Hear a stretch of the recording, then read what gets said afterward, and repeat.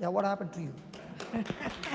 No, I had in Bangkok, it's shoulder tear. Shoulder, frozen shoulder, Shoulder, yeah. And that's then all? a knee problem. And a knee problem? Okay. Sleeping problem. You got a sleeping problem? You start reading the Bible, you will go to sleep.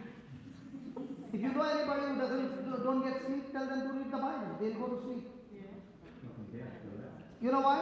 Because as soon as they start reading the Bible, the devil knows the more they read the Bible, praise God, she's a threat to me, praise God.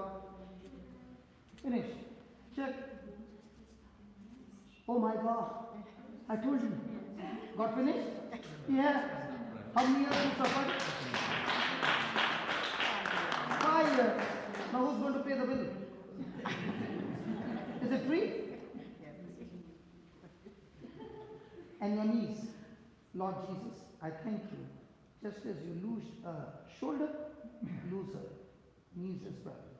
In Jesus' name. Thank you. Thank you. Yeah. Now do this. Any pain? No. Knees are there? Yeah. No pain. Good.